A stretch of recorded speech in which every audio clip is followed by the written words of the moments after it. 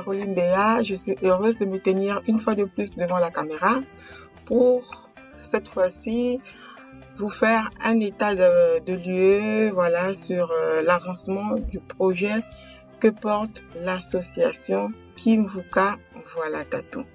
C'est un projet de mise en place d'une ferme agroécologique dans la région du Poul au Congo-Brazzaville et plus spécifiquement dans la localité de Linzolo.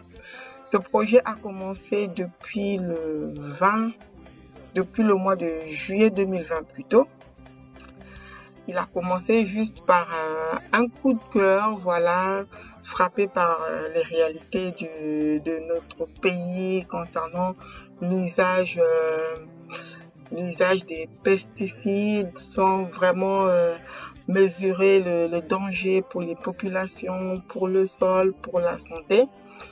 Nous avons été portés à mener ce projet, à mettre en place une ferme agroécologique au sein de laquelle nous allons reprendre les techniques agricoles de nos ancêtres qui se perdent et trouver des moyens que nous n'allons pas inventer parce que c'est déjà pratiqué plutôt sur d'autres cieux, des moyens voilà, qui sont déjà développés en agriculture biologique, en agroécologie, en permaculture, en biodynamisme, et les adapter à notre environnement, les adapter à notre climat et trouver des solutions pour pouvoir nourrir les gens sainement tout en respectant la nature.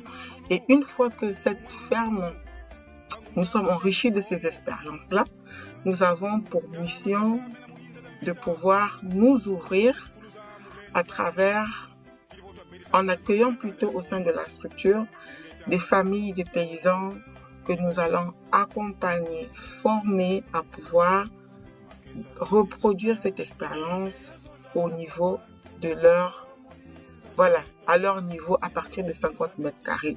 Parce qu'en Afrique, on n'habite pas dans des immeubles, chacun a une parcelle, a de l'espace derrière sa maison où on laisse juste pousser de l'herbe inutilement, mais nous allons former les gens, les accompagner à pouvoir utiliser sagement cet espace pour pouvoir produire leurs propres légumes et dans le but d'être autonomes alimentairement et produire de la nourriture saine pour leur famille. Donc, comme tout projet, l'idée est bonne, l'engouement est là, la volonté est là, mais sauf que quand on arrive sur le terrain, c'est tout autre chose. On est confronté à plusieurs difficultés, mais quand il y a des problèmes, il y a des solutions et nous ne baissons pas les bras, nous partons chercher des solutions aux problèmes que nous rencontrons. Et si vous regardez, comme j'ai dit au début lorsque j'ai présenté cette chaîne, nous partageons en fait notre expérience, nous montrons en fait tout, nos échecs, nos réussites. Nous ne les gardons pas pour nous afin que tous ceux qui vont nous regarder après puissent revoir tout le parcours. C'est un storyline, c'est une histoire. Vous allez voir les faibles commencements, vous allez voir comment est-ce que nous grandissons jusqu'à ce que nous allons vraiment pouvoir réaliser la mission, ce beau projet porté par l'association Kimvuka Voilà Tatou. Donc au début, vous savez que nous avons acquis 5000 mètres carrés plutôt. Nous avons eu l'ambition de pouvoir mettre les cultures maraîchères sur ces 5000 mètres carrés. Sauf que, arrivé sur les terrains, on a découvert d'autres réalités qui nous ont ralenti, qui nous ont poussé à pouvoir changer notre manière de procéder. Nous sommes partis par petits paliers, par faire des expériences sur des très petites surfaces. Donc nous avons commencé sur une parcelle de 625 mètres carrés. On a réussi sur cette surface-là et nous avons reproduit ce succès sur une parcelle de 2500 mètres carrés. Et au jour d'aujourd'hui, notre parcelle, la moitié de notre terrain initial, est recouverte de cultures maraîchères. Donc nous avons planté des concombres, des tomates, du chou et des poivrons. Et en ce qui concerne les poivrons, le 22 juin dernier, nous avons déjà commencé à récolter. Donc les résultats sont excellent. Au-delà, franchement, de nos expériences. Et ce, jusqu'aujourd'hui, en utilisant juste du compost, en utilisant des fertilisants, des engrais organiques, donc de la fiente de poule et de porc.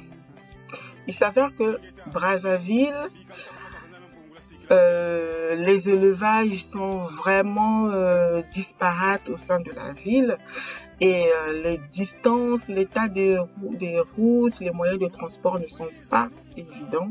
Donc, par exemple, s'il faut partir de notre site pour aller même à 30 km ou 20, vu la vision de l'Europe, ça se fait en 15 minutes, mais en Afrique, c'est tout un parcours de combattants. Donc, les frais de transport sont exorbitants. Donc, aller dans ces sites-là, à trouver ces quelques éleveurs-là pour acheter de la fiente de poule, acheter le lisier de porc et les ramener à notre site qui est à Linzolo, ça nous coûte les yeux de la tête. Ce qui fait que le prix du sac de 50 kg, par exemple, nous revient à 3 ou 4 fois une fois qu'il arrive, de son prix original une fois qu'il arrive sur notre site. Donc, comme on est dans l'expérience, on est en train de chercher des solutions, on s'est rendu compte que il nous faut d'ores et déjà être autonome sur ces engrais-là, parce que c'est eux, ça constitue notre matière de base pour nos cultures maraîchères. Et nous avons bien entendu un projet d'élevage par la suite.